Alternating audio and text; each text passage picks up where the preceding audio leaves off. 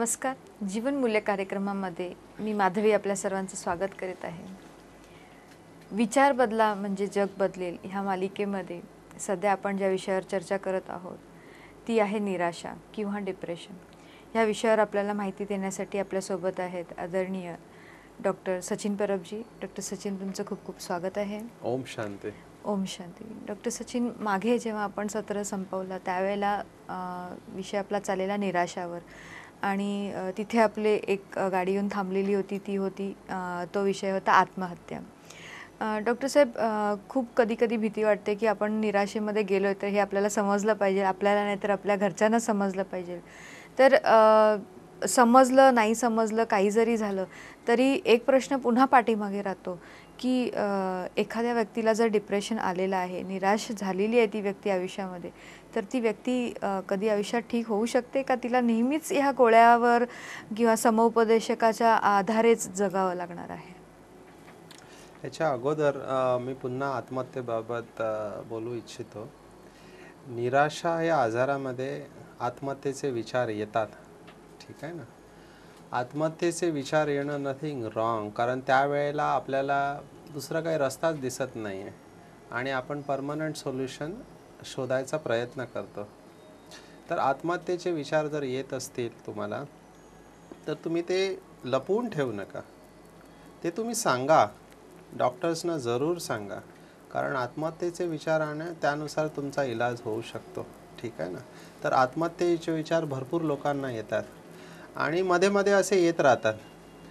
भरपूर वेळेला मी ऐकलं आहे की काही स्त्रिया दिवसभरामध्ये जर त्यांना कोणाची मदत मिळत नसेल, ना नवऱ्याची ना मुलांची किंवा आणखीन कोणती, तर ते रागाच्या भरात चालले मी आता रेल्वेखाली जीव देते किंवा हे करते ते करते, तर ते रागाच्या भरात बोलून मोकळे होतात. पण जर तुम्हाला पुन्हा पुन्हा असे विचार येत असतील आणि मग बाकीची लक्षणं असतील तर यस, मग तर सिरियस होतं. त्यामुळे तुम्ही जेव्हा डॉक्टरकडे जाल तर तुम्ही जरूर ह्या गोष्टी लपवून ठेवू नका. कदाचित डॉक्टर विचारेल, जर जनरल प्रॅक्टिशनर तुमचा फॅमिली डॉक्टर असेल कदाचित तो नाही विचारणार, पण जे सायकियाट्रिस्ट असतात, जे मनोचिकित्सक असतात, ज्यांना माहिती असते ते जरूर विचारतात. जर डॉक्टरने नाही विचारलं तर तुम्ही जरूर सांगा की मला असे विचार येत आहेत, कारण मग तुमच्यावर लक्ष देणं फार आवश्यक आहे. तर असे आत्महत्येचे विचार येणं चांगलं लक्षण नाही आहे. जर सतत येत असेल तर आपण जरूर ते शेअर करा, कारण मागच्या सत्रामध्ये आपण घरच्यांना सांगितलं की तुम्ही लक्ष ठेवा म्हणून, असं जर होत असेल. पण आता जर पेशंट असेल तर त्यांना मी सांगेन की पेशंट तुम्ही पण जबाबदारी उचला आणि तुम्ही सांगा की मला असे विचार येत आहेत म्हणून. मग त्यावेळेला त्यानुसार तुमचा इलाज होऊ शकते. दुसरा तुमचा प्रश्न होता की का हे ठीक होऊ शकतं का डिप्रेशन, का लाईफ लाँग राहतं. लोकांची अशी मान्यता आहे की भरपूर मानसिक आजार जे असतात ते आयुष्यभर गोळ्या घ्याव्या लागतात आणि सायकियाट्रिस्टच्या गोळ्या म्हणजे झोपेच्या गोळ्या असतात. ते गोळ्या देतात आणि झोपून ठेवतात पेशंटना. तर या दोन्ही मान्यता चुकीच्या आहेत. हां, हे निश्चित आहे की काही आजार जे असतात ते तुम्हाला आयुष्यभर गोळ्या घ्याव्या लागतात, पण तसं बाकीच्या आजारांमध्ये पण आहे ना. जसं आता तुम्हाला ब्लड प्रेशर झालेलं आहे किंवा डायबिटीस आहे किंवा हृदयाचा आजार आहे, तुम्ही आयुष्यभर गोळ्या घेता ना, कंट्रोलमध्ये असतं. तसंच मानसिक आजारांचं देखील आहे. तर मानसिक आजार, डिप्रेशन, काही केसेस असतात ज्यांना तुम्हाला गोळ्या घ्याव्या लागतात आयुष्यभर, पण फॉलोअप करणं असतं. मध्ये जर डॉक्टरला असं वाटलं तर तो बंद करू शकतो. पण ह्या केसेस कमी असतात रेझिस्टंट. लकीली ह्यांना आम्ही रेझिस्टंट केसेस म्हणतो, ज्याच्यामध्ये गोळ्या ठीक तऱ्हेने काम नाही करत, पण गोळ्या फार महत्त्वाच्या आहेत. डिप्रेशन माइल्ड, मॉडरेट, सिव्हिअर, सौम्य, मध्यम आणि अतितीव्र असू शकतात. अतितीव्र निराशेच्या आजारामध्ये तुम्हाला गोळ्या घेणं 1 किंवा 2 किंवा त्याच्या अधिक ते तुमचा डॉक्टर ठरवेल आणि आवश्यकता पडल्यास आणखीन काही इलाज करू शकतो. तर काही केसेसमध्ये यस तुम्हाला घ्यावे लागतात. बाकीच्या केसेसमध्ये 3 ते 6 महिने किंवा 1 वर्ष तुम्हाला ह्या गोळ्या चालू करून नंतर बंद करता येतात. पण मी पुन्हा सांगेन की डिप्रेशन हा असा आजार आहे की ज्याच्यामध्ये ठीक होऊन पुन्हा रिलॅप्स होण्याचे चान्सेस असतात. जर बीज असेल ते तुमच्या आतमध्ये, जसं आध्यात्मिकता सांगते, आध्यात्मिकता डिप्रेशनचं जे कारण सांगते ते म्हणजे की तुम्ही आतून खाली आहात. आतून खालीपण आहे, ज्याला आम्ही स्पिरिच्युअल व्हॅक्यूम म्हणतो किंवा ज्याला इंग्रजीमध्ये आम्ही म्हणतो पॉवर्टी इन प्लेंटी. सगळं काही असताना देखील तुम्हाला एकटेपणा वाटणे. घरामध्ये सगळे आहेत, आई वडील, भाऊ बहीण, पती पत्नी आहेत, मोठी फॅमिली आहे, सगळेजण घरात आणि सधनता असताना देखील तुम्हाला एकटेपणा वाटणे. खूप छान म्हटलेलं आहे एका कवीने की हर तरफ हर जगह बेशुमार आदमी फिर भी तन्हाई का क्यों शिकार है आदमी. मला सगळं काही असताना एकटेपणा का वाटणार. That is more interesting. तर हा जो एकटेपणा आहे हा तुम्हाला काळजी घेतली पाहिजे. तर ह्याचा इलाज तुम्हाला फॉलोअप केलं पाहिजे. औषध बंद केले, काही लोकांना वाटतं माझा आजार ठीक झाला, पण तो ठीक कदाचित रिलॅप्स असू शकतो. 1 वर्षांनी 2 वर्षांनी पुन्हा गोळ्या चालू केल्या पाहिजे. ह्याच्यामध्ये सगळ्यात जास्त गोळ्या जशा महत्त्वाच्या आहेत तसंच मला असं वाटतं की काउन्सिलिंग फार महत्त्वाचं आहे. आणि तुमचा जीवनाकडे पाहण्याचा दृष्टिकोन जर सकारात्मक असेल तर तुम्ही ह्याच्यातून निश्चितच जास्तीत जास्त दिवस वेळेपर्यंत चांगले आणि स्वस्थ राहू शकता. डॉक्टर साहेब, तुम्ही आता जो उल्लेख केला की एक फॉलोअप असणं खूप गरजेचं आहे. कारण रिलॅप्स होण्याची शक्यता आहे. तर फक्त तोच आजार रिलॅप्स होतो का डिप्रेशन कंटिन्युअस झाल्यामुळे इतरही काही, म्हणजे त्याचंही काही असा मोठा एक वेगळ्या आजारामध्ये रूपांतर वगैरे होत असतं का? असं काही होतं का की ज्याच्यामुळे तुम्ही असं म्हणताय की आपल्याला त्या जे समुपदेशक आहेत किंवा डॉक्टर आहेत त्यांच्या सतत संपर्कामध्ये राहिलं पाहिजे? येस, हा पण एक छान प्रश्न आहे. 2 आजार आहेत. एक आहे मिक्स्ड अँझायटी डिप्रेशन. डिप्रेशन आणि चिंता ह्या दोन्ही एकत्र असू शकतात आणि काही वेळेला फक्त आपल्याला चिंता दिसते किंवा डिप्रेशन दिसते. त्यामुळे चांगला जर एक मनोचिकित्सक असेल तर तो त्याचं निदान बरोबर करतो आणि डिप्रेशन बरोबर तुम्हाला चिंतेच्या गोळ्या पण घ्याव्या लागतात. तर काही वेळेला चिंता दिसते, काही वेळेला डिप्रेशन दिसतं. दुसरा एक आजार आहे ज्याला आम्ही म्हणतो बायपोलर डिसऑर्डर. तर ते बायपोलर डिसऑर्डरचा अर्थ असा आहे की काही वेळेला तुम्ही एकदम एवढे आनंदी असता की एकदम जगाच्या एकदम टोकावर असता, तुमच्यापेक्षा वर कोणी नसतं, आणि 3 महिन्यानंतर तुम्ही एवढे खाली जाता की तुमच्यापेक्षा खाली कोणी नसतं. ह्याला आम्ही म्हणतो मॅनिया आणि डिप्रेशन. म्हणजे एकदम तुम्ही अति आनंदी होणे आणि अति आनंदाच्या भरात तुम्ही असं काय बोलणे ज्याने रिलेशनशिप तुमचे खराब होतात किंवा रात्रंरात्र दिवसेंदिवस न झोपणं हे मॅनिया स्टेजमध्ये होतं. आणि एकदम डिप्रेशनमध्ये जाणं आणि हे सायकलमध्ये होतं. 3 महिने चांगला, 3 महिने एकदम खाली. चांगला म्हणजे एकदम वरच्या अवस्थेमध्ये किंवा हायपोमॅनिया. तर डिप्रेशन जेव्हा तुम्ही येता तर कदाचित चुकीचं निदान झालं तर तुम्ही फक्त डिप्रेशन फेजमध्ये आहात असं डॉक्टरला वाटून डॉक्टर फक्त डिप्रेशनची औषधं देतो. पण त्यावेळेला तुम्हाला मूड स्टॅबिलायझर किंवा हे बायपोलर डिसऑर्डरची औषधं घेणं फार गरजेचं आहे. मी पुन्हा सांगेन की तुम्ही हिस्ट्री बरोबर द्या डॉक्टरला. तुमच्या आजाराची हिस्ट्री द्या आणि डॉक्टर चांगला असेल तर बरोबर निदान करेल आणि तुम्हाला योग्य औषधं देईल. त्यामुळे हे दोन्ही आजार बरोबर असू शकतात आणि ते योग्य डॉक्टरच त्याचं निदान करू शकतो. डॉक्टर साहेब, नक्कीच तुम्ही सांगितलं की डॉक्टरांना योग्य हिस्ट्री ही दिली पाहिजे, योग्य माहिती जी आहे आपल्याकडे. कदाचित जर पेशंट स्वतः देऊ शकत नसेल तर त्याच्यासोबत जी व्यक्ती आहे तिने नक्कीच डॉक्टरांना ही माहिती पुरवावी जेणेकरून उपचार करण्यामध्ये मदत मिळू शकते. डॉक्टर साहेब, अजूनही असे काही मार्ग आहेत, असे काही विधी आहेत का ज्याच्यामुळे एखादी व्यक्ती डिप्रेशनपासून वाचू शकते? कारण आम्ही बघतो की समस्या येण्यामध्ये, परिस्थिती येण्यामध्ये कुठेही थांब आपण स्वतः तर लावू शकत नाही आहे. पण हे जे विचार चालतात ज्याच्यामुळे तुम्ही म्हटला की एक स्पेक्ट्रम आहे जिथे अगदी फार हाय होतो किंवा आयदर आम्ही लो होतो.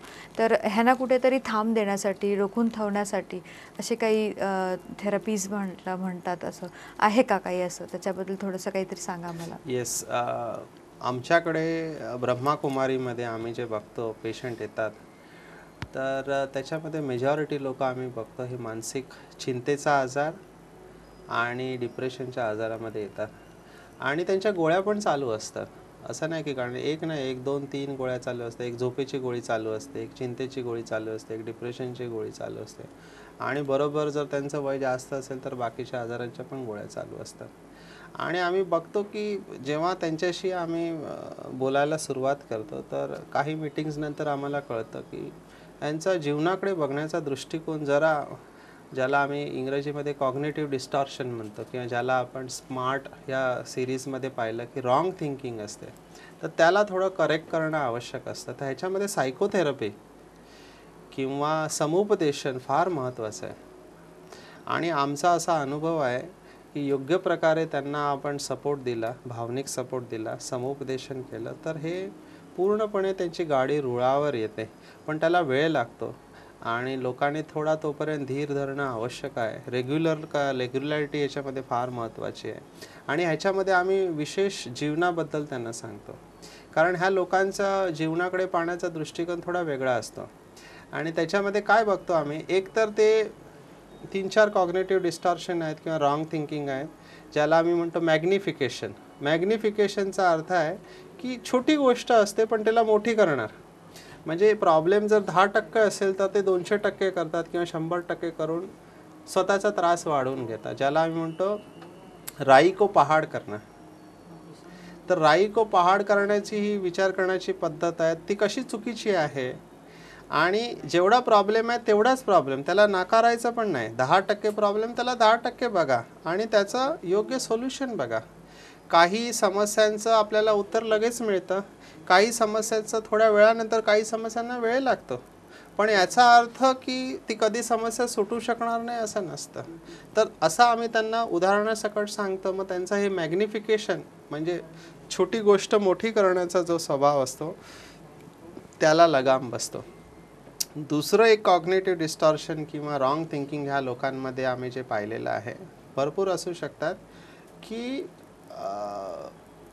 ब्लॅक अँड व्हाईट थिंकिंग ज्याला आम्ही म्हणतो, किंवा ऑल ऑर नन फिनॉमिना. करणार तर सगळं करणार, नाही तर अजिबात नाही करणार. तर आपल्या जीवनामध्ये फक्त काळा आणि सफेद हा रंग नसतो, त्याच्यामध्ये बाकीचे रंग पण असतात, बाकीचे शेड्स पण असतात. जीवन नुसतं ब्लॅक अँड व्हाईट नाही आहे, जीवनामध्ये सगळे रंग आहेत. पण ह्यांचं लक्ष जास्तीत जास्त ब्लॅक अँड व्हाईट एक्स्ट्रीममध्ये हे जगतात. करणार तर पूर्ण करणार, नाही तर अजिबात नाही करणार. तर अशा लोकांना त्रास होतो आणि असे लोक जाऊ शकतात. आणखीन पण असे भरपूर प्रकार आहेत जे आपण रॉंग थिंकिंगमध्ये बघितलं आहे, की वाय मी ॲटिट्यूड, किंवा प्रत्येक गोष्टीमध्ये चांगल्यापेक्षा फॉल्ट शोधायचा प्रयत्न करणार.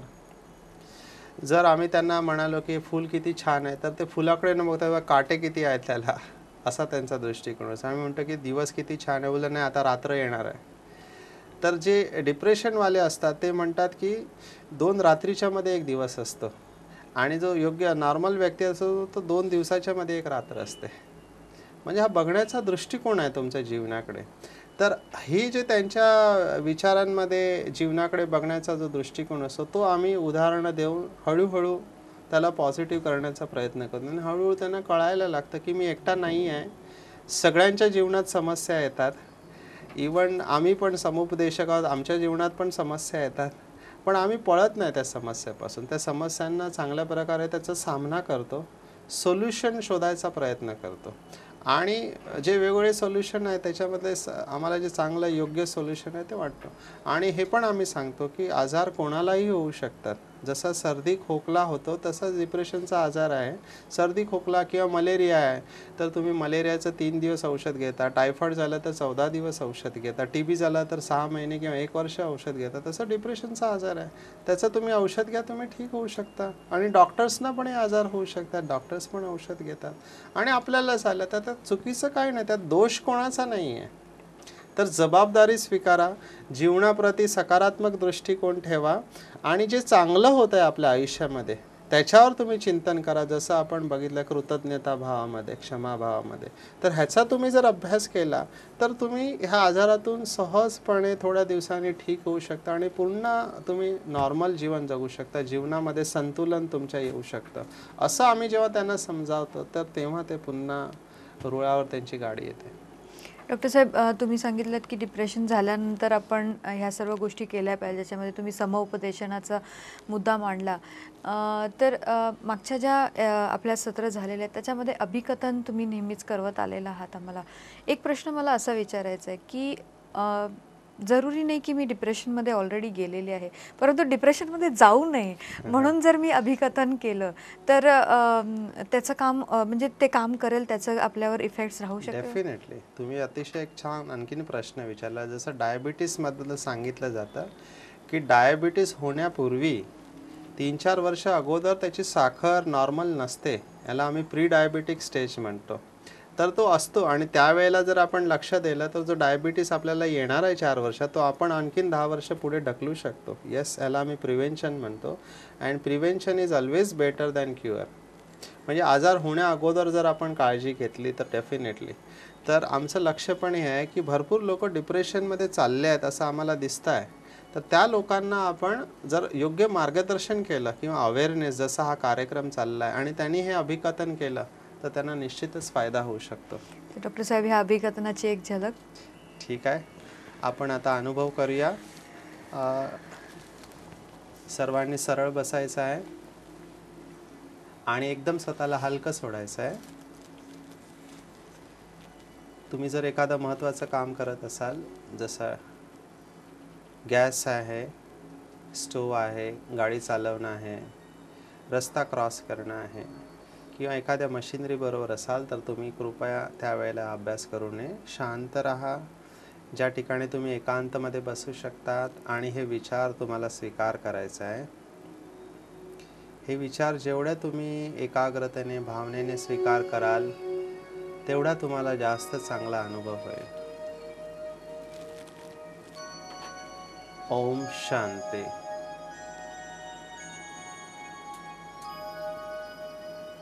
मला आज समज मिळालेली आहे की जीवन म्हणजे सुख दुःख, निंदास्तुती, जय पराजय याचा एक सुंदर खेळ आहे. कोणत्याही भावनेचा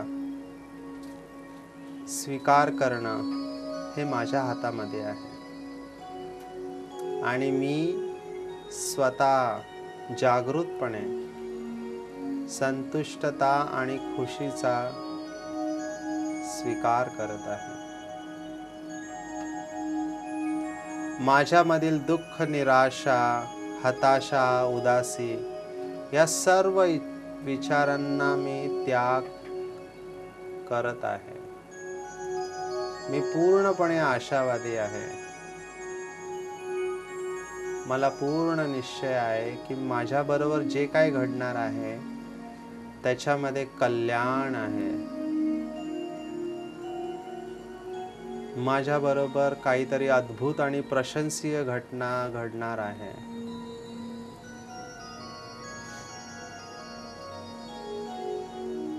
मी माझ्या जीवनामध्ये सकारात्मक अनुभवांची आशा ठेवत आहे, आणि माझ्याबरोबर नेहमी असंच होतं.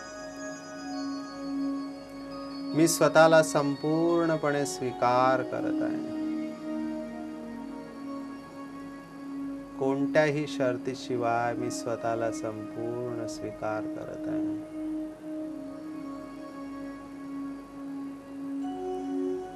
सदा खुश राहणं हा एक चुनाव आहे, हे मला कळलेलं आहे. निराशाच्या जागेवर खुशीचा आणि आनंदाचा स्वीकार करत आहे मी. मला खूप बरं वाटतंय.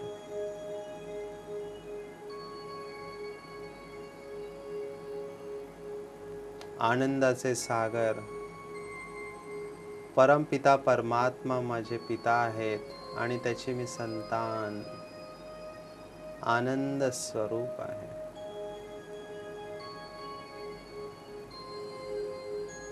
मी अतिशय भाग्यवान आत्मा आहे.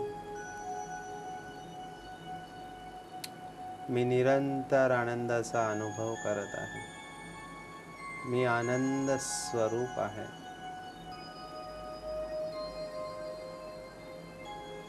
निरंतर खुश आहे.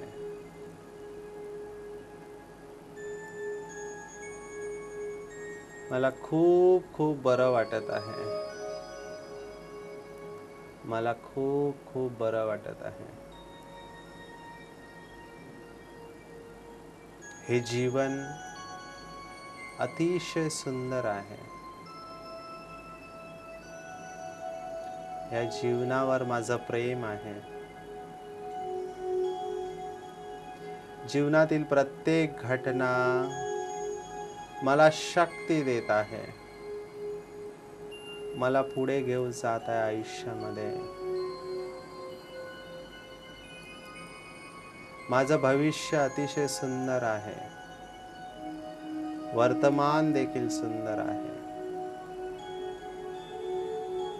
माझ्या चारी बाजूला जी लोक आहेत ती खूप चांगली आहेत आणि मदत करणारी आहेत. कारण प्रत्येक आत्मा आपल्या अनादि स्वरूपामध्ये संपूर्ण आहे. माझ्यामध्ये अनंत शक्ती आहे. कारण मी सर्व शक्तिवान परमात्म्याची संतान आहे.